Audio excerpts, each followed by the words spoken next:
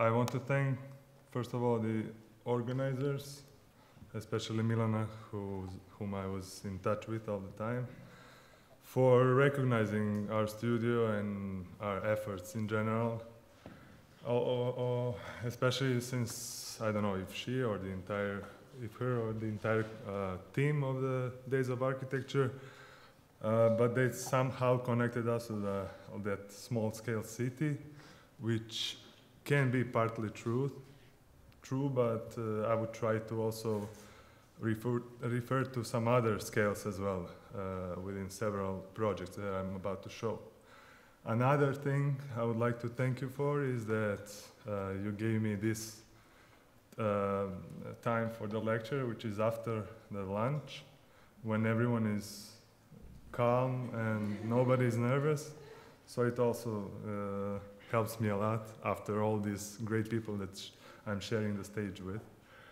So I would also like to mention that if there is a chance, please, if I don't do it so, please refer to other lectures, especially to the ones from Mikkel Frost and Hrvoje Njirić, because that's where I find the most references or cross-references with our projects and way of thinking in general. So we were given that topic of scale, let's say in general, not just small scale. Even though the time is limited, we are all the time being pushed to hurry up. I believe we should get on the same page when it comes to several notions, let's say. The first thing is the title of the lecture. That sub, in parentheses, I don't want to go into details about that because that's what the projects are about or what the presentation is about. But the total design, I just wanted to make it clear how is my vision of that notion. So my interpretation. So I guess we can agree that there are actually two branches of total design. One of it is, we can call it implosion or implosive total design, which is sticking to one point of the scale and then going inwards to the last detail we usually see in interior design. Let's say we start from the client, then from the plans, layouts, and so on. We end up designing screws, ashtrays, etc. So it has its pros and cons, but it's one way to do it when it comes to total design. And the other branch is, we can call it explosive design, which is starting from the bottom, but basically trying to reach every point in the world, every point even in the universe nowadays, and also in the online universe. And that's where I believe that architects tend to take control. It's a sort of a fantasy of taking control of context, scale, details, relationships, and so on. And that's what I'm trying to share with you within the next, let's say, 45 minutes or so. When it comes to notions as well, many of them that are following the scale are seductive, many of them are useless, and that's also what I would like to try to make it clear, I mean to get on the same page, as we like to say. So it's one of them is proportion. I believe that we don't need to talk about the proportion here. It's something we don't choose. It's something that is it's comparing, or it's sort of a most attractive relationship between two parts of a whole of two separate subjects, but it's something that is more or less physical. And another notion is scale itself, and that's where it becomes very interesting, because it's actually what we choose and what we desire for, what we try to play with, and that's when we start to, let's say, flirt with diagrams, maps, models, sketches, gestures in general, and so on. So this fantasy of taking control of everything, it's been with us for, I think, more than 3,000 years. Especially that Vitruvius wanted always to, his advice for architects was for them to be not experts in several domains, but at least to get familiar with as many domains as possible. So, and it's still nowadays, that fantasy doesn't seem to be going away. I think it's actually getting stronger and stronger because the media as we operate in is also getting wider and wider. And also the disciplines that are intertwining with architecture as we used to know it are getting more and more present. That's something what Niric also mentioned, also Mikhail, is that you need to be aware of that. You don't need to know everything, but you need to at least, let's say, make a certain dialogue. Another thing I wanted to take out from the, let's say, history lessons is Bauhaus, which is an interesting example that it was run by an architect, usually, for the most of the time, but it actually never had architecture as a subject. It had all of other forms of architecture, as we know it, arts, engineering, verbal subjects such as presentation, interviewing, and so on, but architecture as such was never present. It was in several occasions it was a result, but it wasn't the main goal for the faculty. So that absence of it is maybe a paradoxical situation that actually made the architect the one in taking control of everything. So, okay, so what also Vitruvius wanted to advise us is that you don't need to run everything, but okay, let's deal with several domains. For sure you are the one that is running that aesthetic management, but it's usually not the most important one. So I guess that this form is of architecture's management of all the domains is actually following us throughout the entire history of the discipline and is not showing any signs of going away. So one more notion before coming to the presentation of our work is order. We tend to put things and notions in order, and I believe this is not the case and this is not the place to do so. So we try to make a certain order in our presentation of the studio, and we did put some, let's say, 3 or 4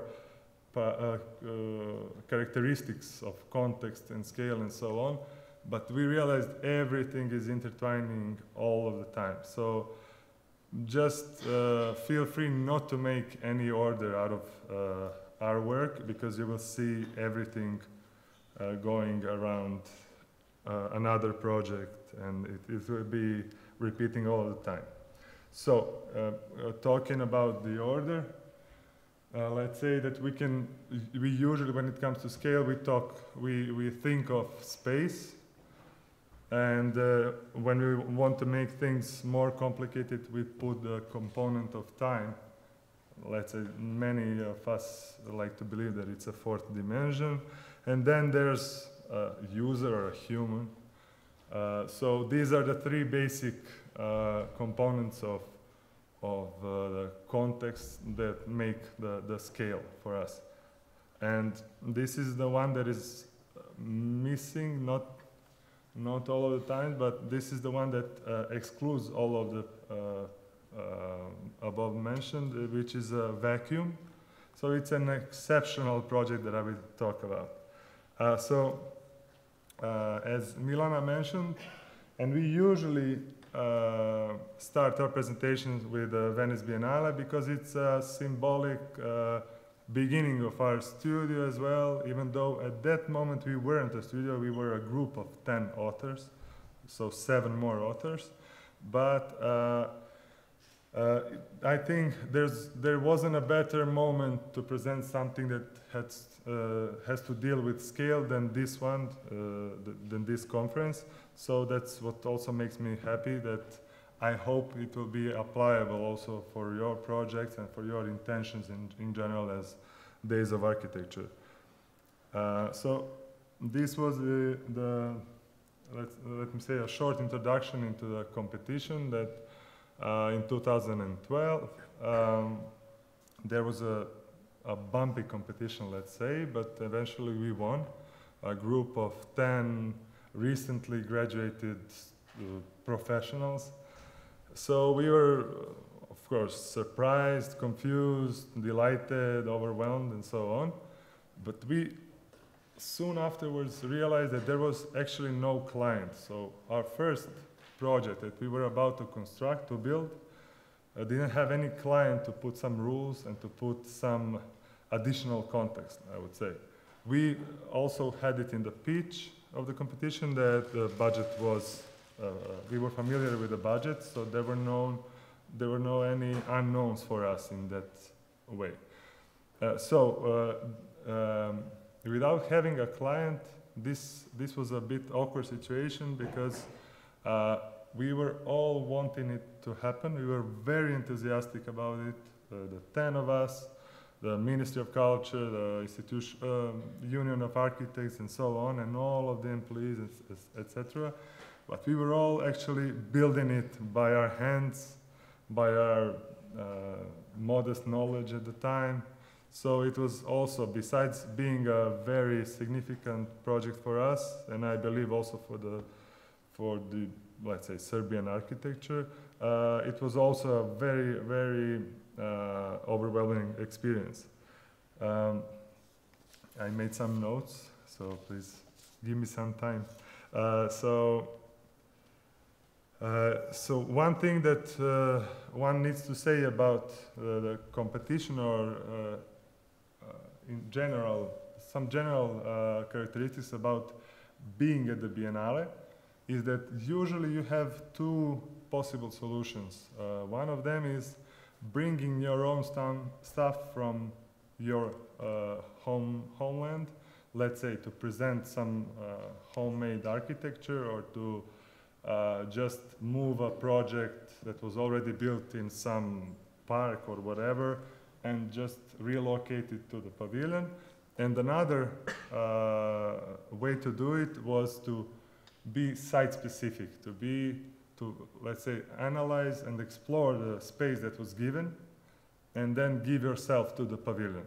That's what we did. So what we did is we just took a basic table. Just to remind you, the title, the overall title of the Biennale was Common Ground. So, okay, not to waste too much time, but just to put it short, we took a basic object, which was a table.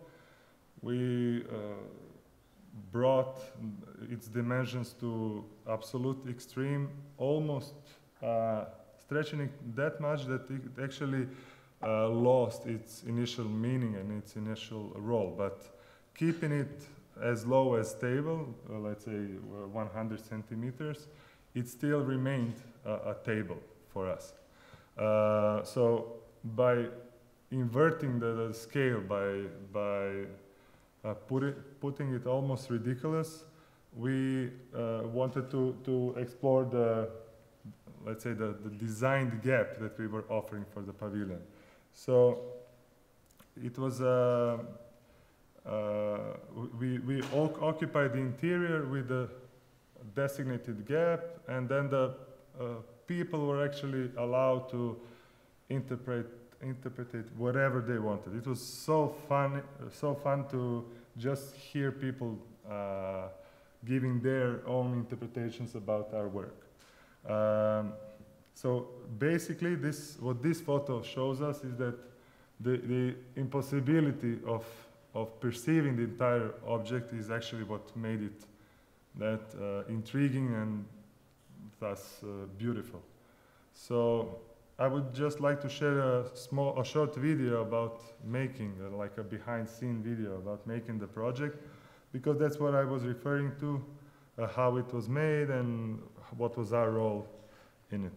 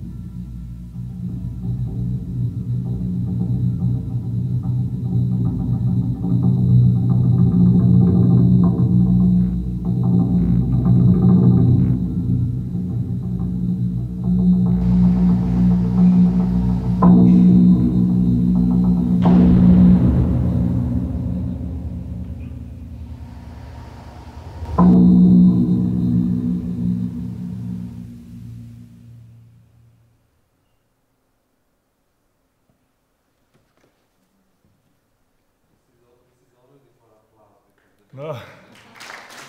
Thank you.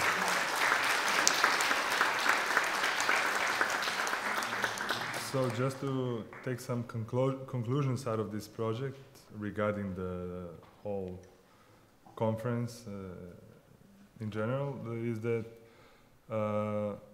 what also Mikkel Frost mentioned earlier, that basically this table, we like to say, is that it was basically a vision of an average drawing of a child. So it was funny to take that conclusion afterwards, basically. We never thought of it during the process. And also what we also discovered is afterwards is that the set, the height of the volume is what actually kept it being table, but also what we also discovered in our way, that it's the most inhumane axis out of 3 axes. So that's what I'm just trying to inspire you for some other scale-related projects. Another project I would like to share with you is the one that we've been doing for the last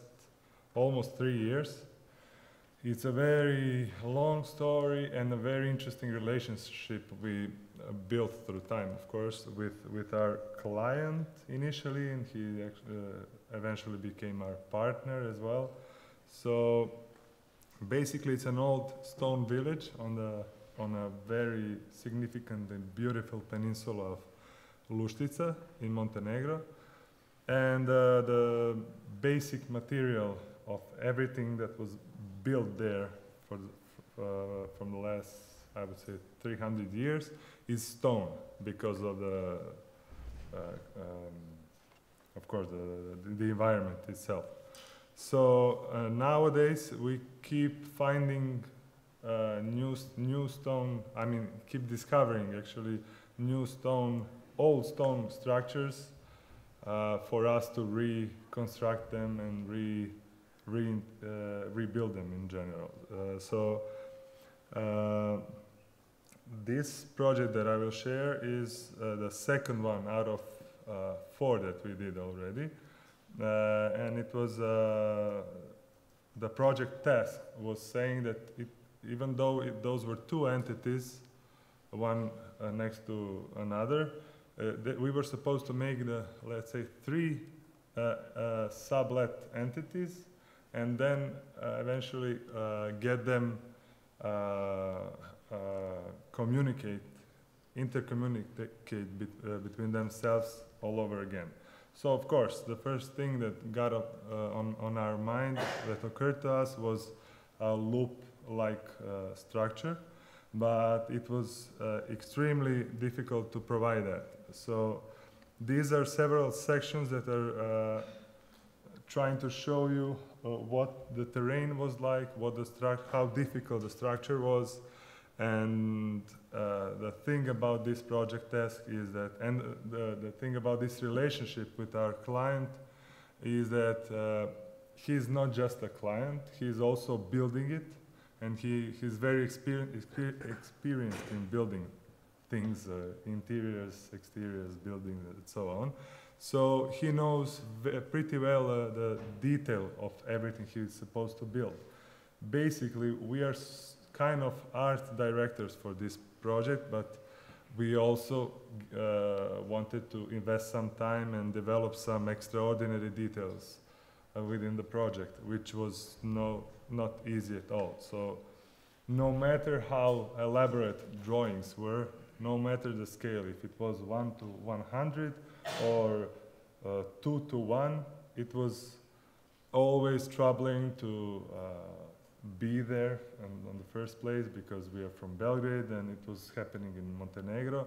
So already without being there, things are getting much tougher. So, and Montenegro is also not the best environment to build in because of the lack of building culture and materials in general. It has seen a very extensive real estate development lately in the last 15 years, so we hope that things will improve through time, but it's still missing some key points. So our idea, besides providing a loop-like structure that would never end, another key element for us was we realized that even though it was in a village and even though it's a very remote village, it has a sort of a city-like urban structure because of its history. It used to be a subject of numerous attacks by the pirates back in the 16th and 17th centuries. So they made a very dense structures, not visible from the sea for the pirates, and that's how we were facing this intricate and difficult structure to design in. So what we actually managed is to get the natural lantern illumination within every entity, and that was one key point in the project. And another one was to never repeat the atmosphere or the space itself. So we put the bar pretty high, and you will see the results. So this is actually the most recent visit that we had 2 weeks ago. This is a result of our interpretation, our design, and client's also interpretation and his design as well. It's a very useful experience for us. Now we are continuing working with him even on a higher level than before because we became partners. So now we are aware of the necessity of the details, necessity of strategy, of business planning as well. And that's when it becomes very interesting, and that's when we get back to that total design story from the beginning. I guess at one point, maybe not yet in the project that we are working on at the moment, but I guess in, let's say, 2 or 3 more, we will eventually get to that stage, to that level of total design.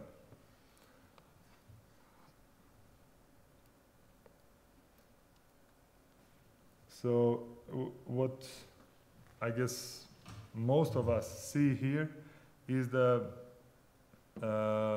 we kind of embrace the incompletion or imperfection as an aesthetic, and when we are facing that gap of incompletion, and we already label it as gap and put it back into the line with all the other elements, we are already there. We are just getting our project into a more difficult dimension of basically presenting that incompletion as an aesthetic. I believe that's much more difficult to present in a good way than the ones that are completely redone or rebuilt.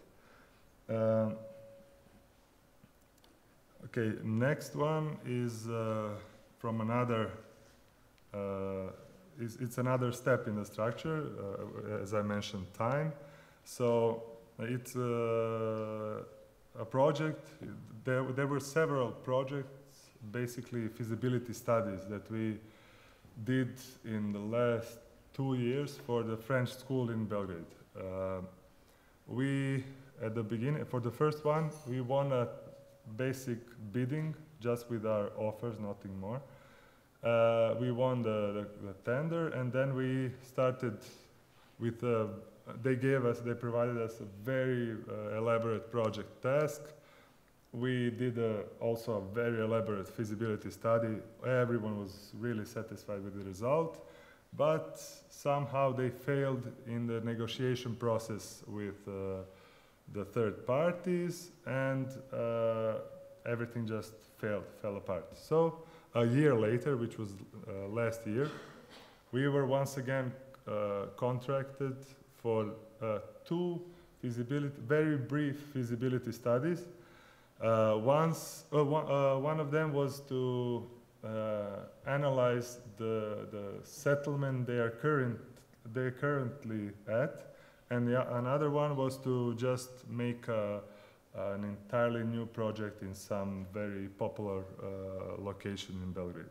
So even though, I will be honest, even though we are not supposed to share these things with you, I believe there was one aspect of this entire process that is very important for the overall title of this year's conference, which is small scale city and its other topics that it covers, which is a city for and landscapes for children, etc. So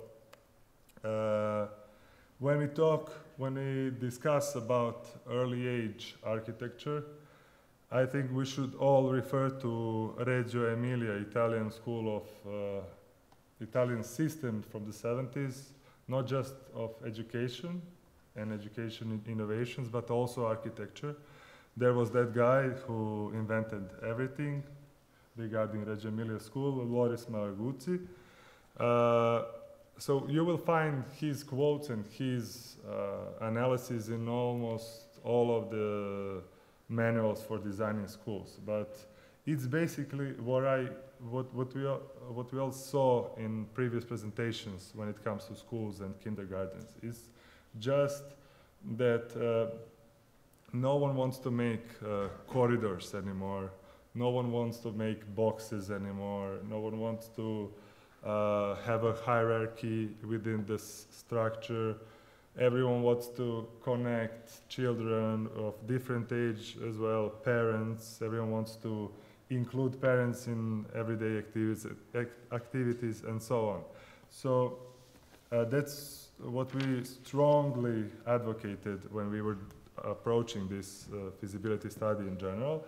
But one is particularly interesting, I would say, because it has a very literate interpretation of what Loris Malaguzzi was saying and what he was advocating.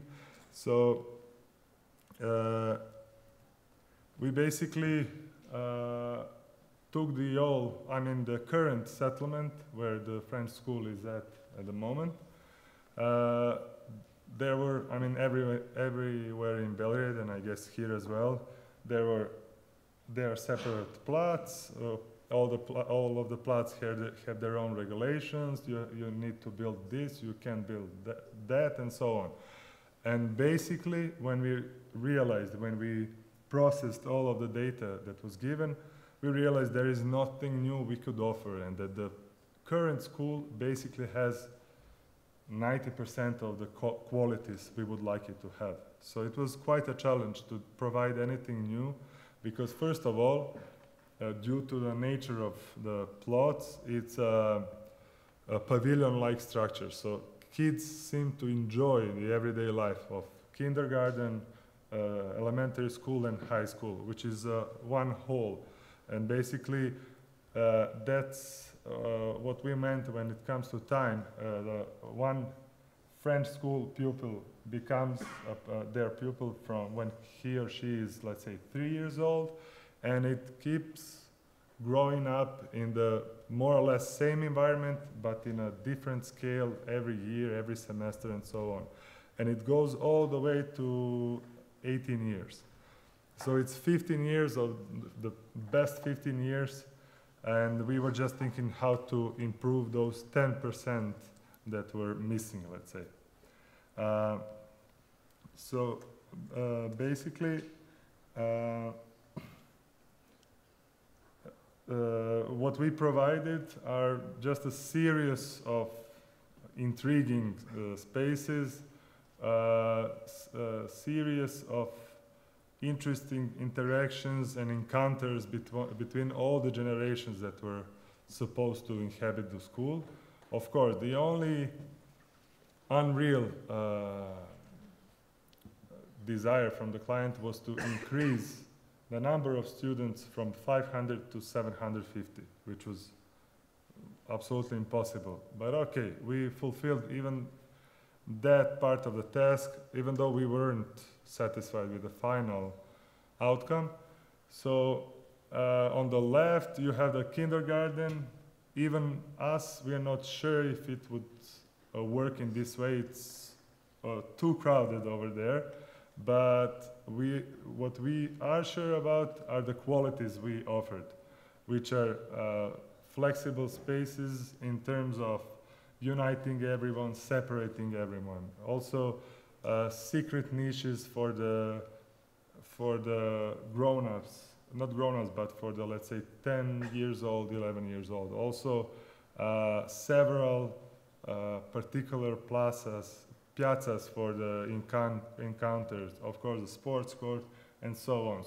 So everything that we introduced that was new, they actually did like it, but they still didn't accept it. But the thing about this study is that we said, no, it wasn't feasible in this location. So we are now waiting for the next move from their side.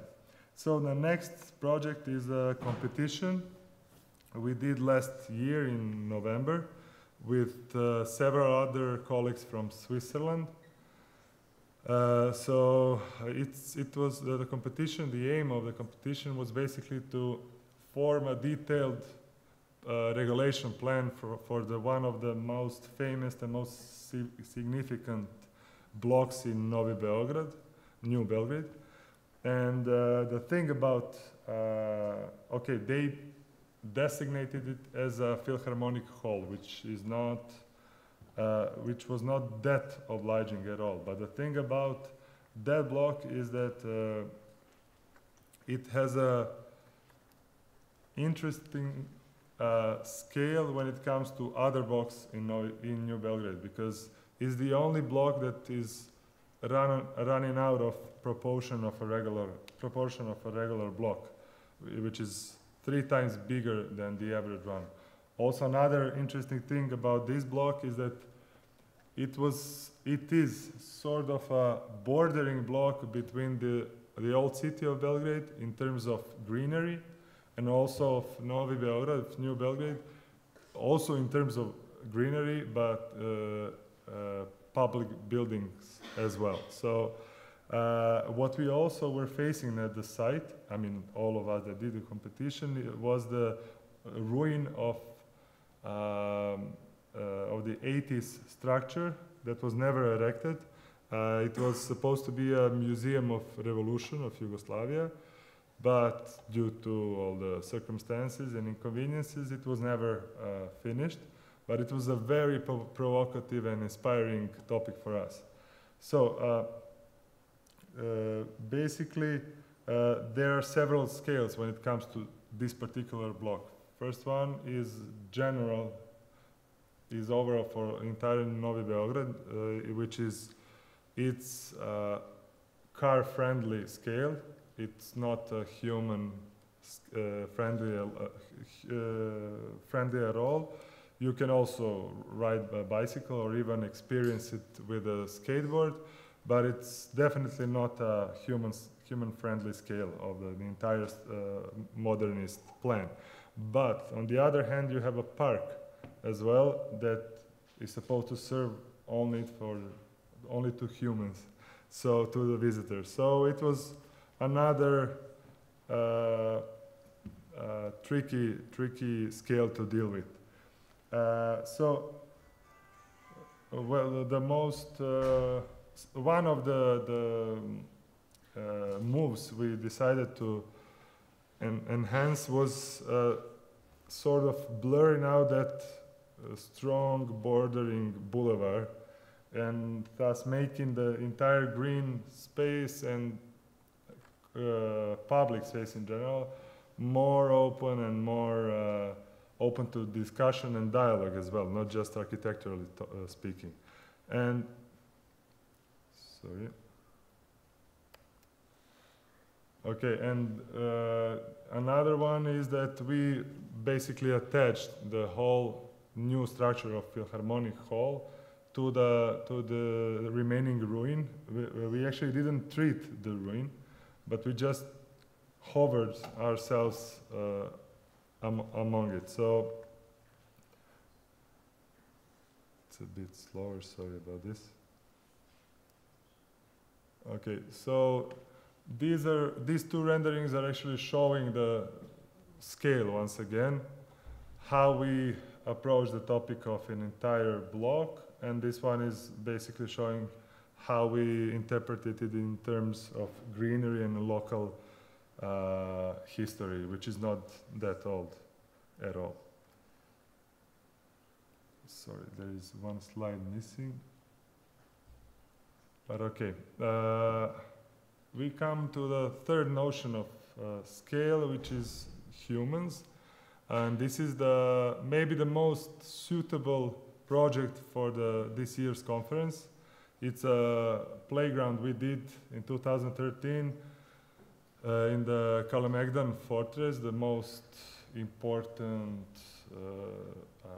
place in Belgrade in general, and which was not that tricky at all, even though due to its history and its story, we were supposed to pay attention also to the morphology of the terrain and to the surroundings, but we didn't bother ourselves that much with that. But we realized that there are actually 3 more things we need to pay some serious attention to.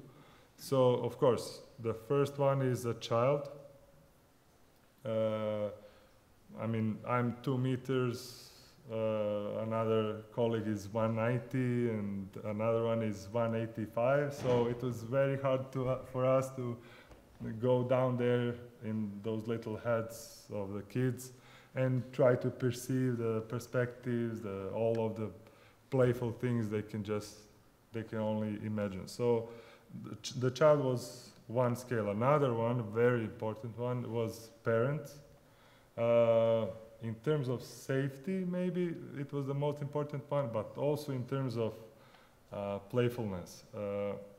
We tried, I'm not sure that we managed, but we tried. We thought of how to introduce the parents as well into the entire process of playing around and just relax in the park. So, and the third layer or scale, I would say scale, were regulations.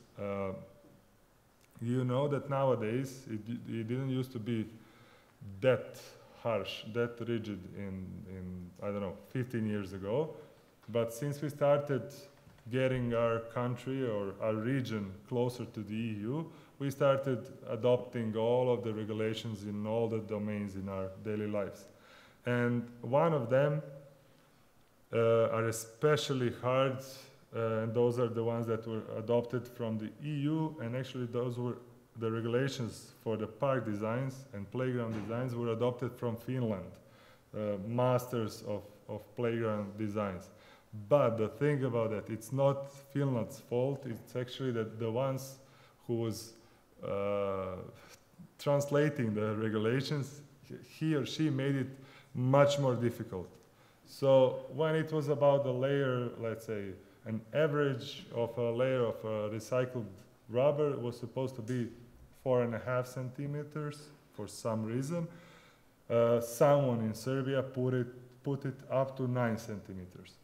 Of course, it makes things much more complicated, costs more expensive and so on, but it also makes the entire process much more slower, because at the end we realized we were supposed to follow the regulations. There was no way of avoiding them, and it's not just the only case, but in that particular case we needed to make several levels of the basic surface that the rubber was put on, just because of those 3 or 5 sentences that changed the entire regulation as such. So between all the 3 scales that I mentioned, it was basically all the time zooming in and zooming out like an AutoCAD, like doing scrolling from the parent's perspective, child's perspective, and that scale of regulations, which is going all the way to the screws and welding points. So we decided at one point to just give it a break and leave all the toys, the playing toys and the equipment that was supposed to be built in the site to the professionals, which were the manufacturers of the very toys. And we decided to use the terrain that was given as a basic toy, as like an archi toy. So this is the result of our interpretations. These zones are basically the safety zones for the toys, and we just played a bit with heights of them, trying to figure out what would be interesting for both parents and kids. There's another movie presenting everything I'm talking about, but okay, just enjoy.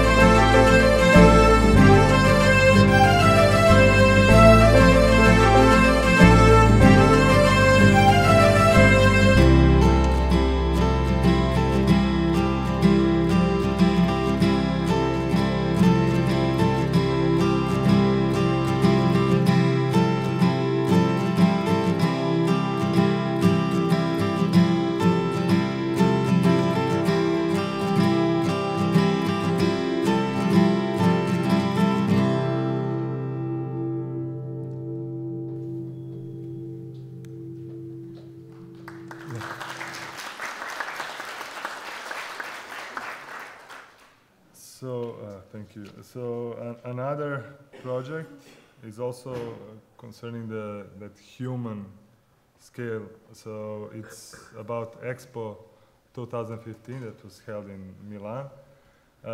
We initially won the competition. That was the competition was very hard, and we were overwhelmed by finding out that we won. We did it in collaboration with some other marketing agency, advertising agency. It was another dimension of a very successful collaboration, but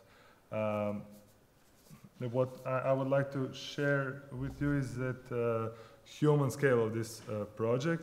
So the basic project task, the pitch was about showing our country as a place of extremely good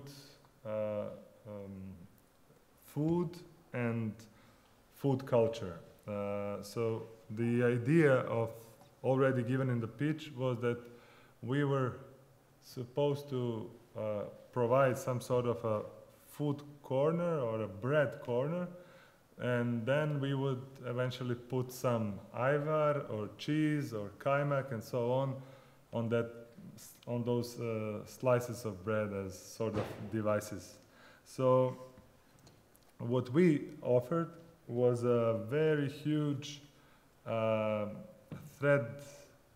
What's the name in English? Thread mill stone. Yeah? Thread mill stone, which you see in the middle of the pavilion, and the tube. So okay, sorry. The process we offered was actually that huge round structure is a thread mill stone that all the visitors were supposed to interact with in terms of moving it and changing its dynamics. So by making them moving, the stones will eventually produce some fresh flour, and flour will go all the way down through that elegant tube to the huge barrel of flour that would actually eventually be taken out in order to make some kinds of different breads, and then that bread would be served along with ayvar, together with ayvar and other specialties from Serbia and the region in general. So it was basically designated as an interactive show, and for us the new dimension of that human interaction was that introduction of sensors. So those were no just humans, visitors interacting between each other. It was also interacting with something we couldn't see, something that basically didn't exist. So that was a sort of another particle of a human scale design that we met with during that project, but okay, how it turned out in the end is another story, but that's our initial idea. So another thing about this project is this particular video. It's from the Ironman workshop, where we were still allowed, and it was still possible for us to control all the details and all the actions and the entire process. So we didn't realize it at that moment. It could have been different in the end, but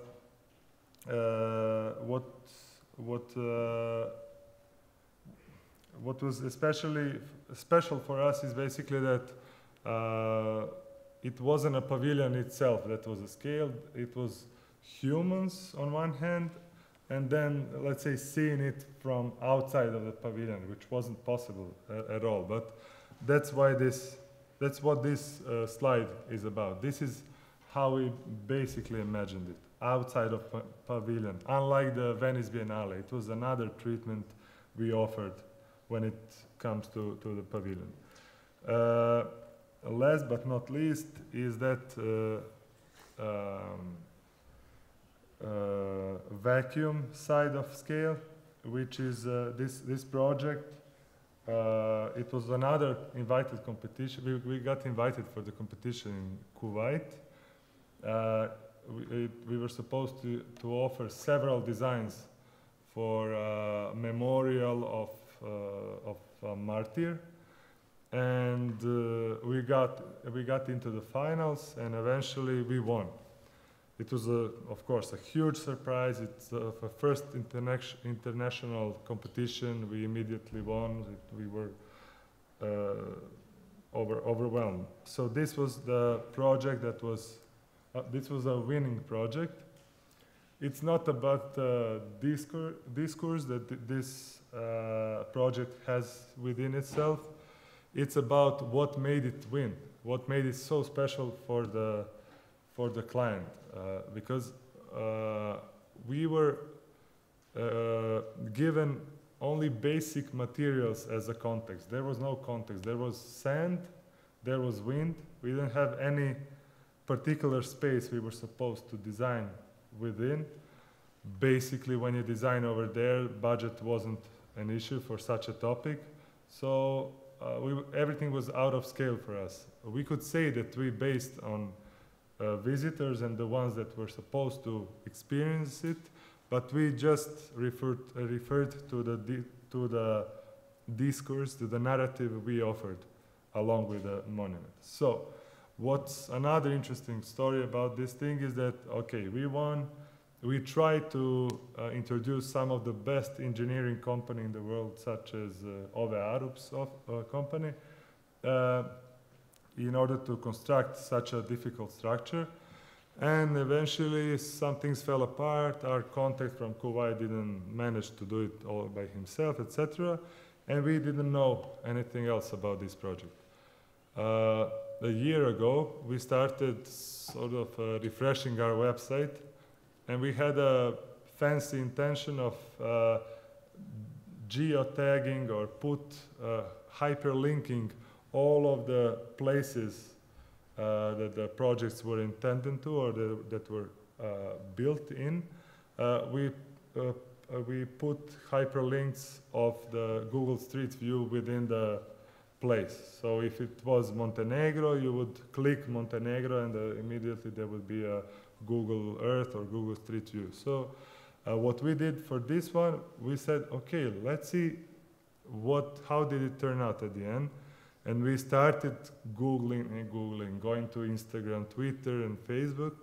And at one point, we just realized there's a monument all around Instagram we didn't know about. So this is the exact location.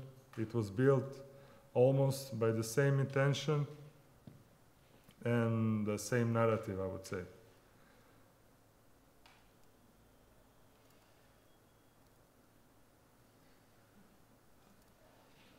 And there are many more, of course.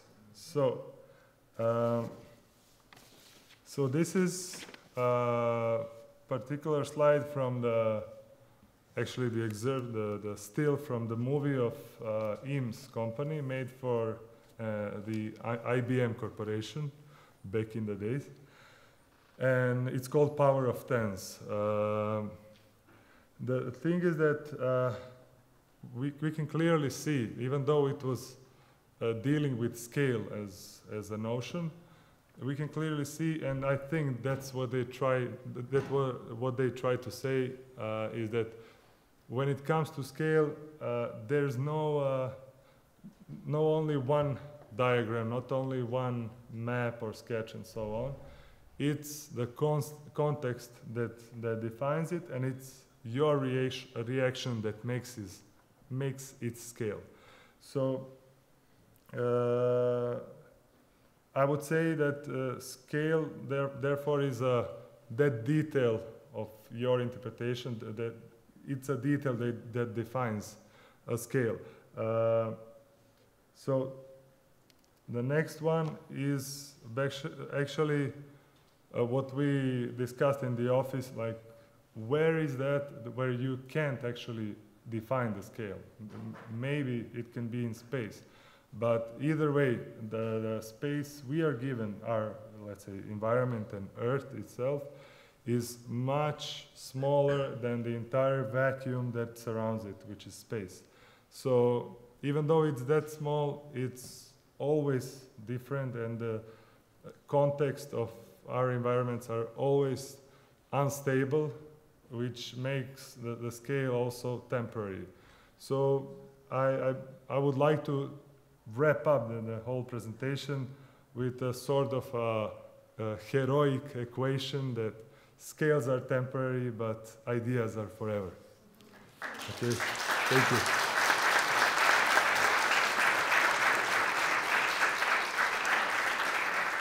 Okay, I'm also interested in competitions, as you were participating in various competitions, and I think that we have the same problem as in Serbia, that most of competition actually never reached to be realized and constructed.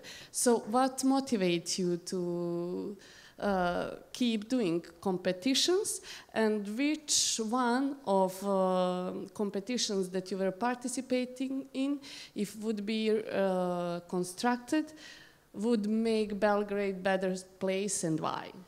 Oh, Difficult. yeah. So Actually, there are so many questions in one, so you can choose. First of all, we are never satisfied with the amount of time we, let's say, leave for doing the competition. But I guess that the competition don't cover the bills. You know that that one needs to pay, of course. So it's not that in Serbia, I believe in the entire region, it's not that feasible to work on competitions. It's another thing in Denmark or other more developed environments. So what keeps us trying and working on the competitions is that, first of all, I guess we are still trying out and addressing some of the notions and some of the problems and issues. We still have that energy, enthusiasm to at least mention something. Of course, one is always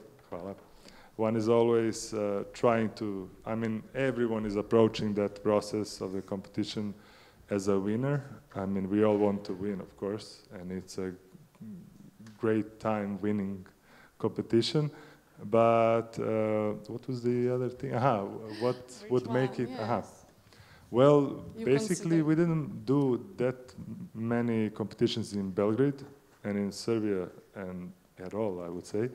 But that thing about Philharmonic Hall, I guess it would just initiate many dialogues about how we used to treat that inspiring environment and how we are supposed to treat it in the future.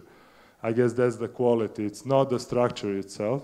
I mean, there were so many great designs we saw at that competition. I think our narrative was, our explanation was different in that way that we referred to all the layers through time of Novi Beograd, which I didn't see in other designs. So maybe that time component of time is a key one, is a key quality in that particular design. Okay, so one more question. Sasha spoke and reminded us about Aldo Anayak playgrounds, and he said that he designed every playground in order to respond to the specific characteristic of place. Mm-hmm. When you were explaining your project, you mentioned perspective of kids and parents and regulations. Did you also consider that factor of place? And do you think that this playground added extra value to the place? And also, if you didn't have all that regulations, would you design different playground, or it's just? Okay, there are two questions. No. Sorry, there are two perspectives on that. First one is that there used to be a very beautiful playground before the one we made, but it was out of date, out of regulations, out of every standard we now introduced. It was made out of wood completely, entirely, which also covers other topics regarding kids' education. So our initial design that we offered to the client was, okay, let's recycle these wooden beams and let's just more or less keep it that way. Let's be responsible. Let's do an homage to a previous park, but let's just upgrade it. And okay, we were naive and enthusiastic. I mean, it just wasn't feasible and possible. So our design does refer to the morphology of Kalemegdan terrain, but I would be honest, it's just a popular thing we like to say in order to get closer to the client and to get him or her understand it better. But it wasn't that much about the wider environment. And if there wasn't for the regulations, there was another thing pushing and pressing us. It was, as always, time. Yeah. So I guess that was the best at that moment. Well, thank you, There's a Nico. question. Okay, Sonia. Do you need a micro? What was the reason you chose to make all the soil covered by rubber? Why didn't you choose other materials like pebbles or grass or I don't know? So of course it was a very tough moment during the process because of course we considered those materials, and we also did two more designs for the same client, which were actually regarding those other materials that are available at the market. But at that moment, as I recall, there were no regulations for those materials. So it wasn't the rubber that was the only possible one, but I think that was the easiest one, if I recall the whole. I ask you that because I think we spoke today here also about the importance of connection, that children make connection with the space, with different materials, with different sensations they feel about it. Yeah, okay. I guess it's provided more or less within the toys they get on the playground. Of course, it's always good for them to step into those materials. We provided sand. It was neither an initial design, but okay, we got to the same page with clients and to other experts in the park design, and we said, okay, that's cool. Water was, in other designs, water was also a topic, but it wasn't possible. No, it's just the regulations once again. Okay, so thank you.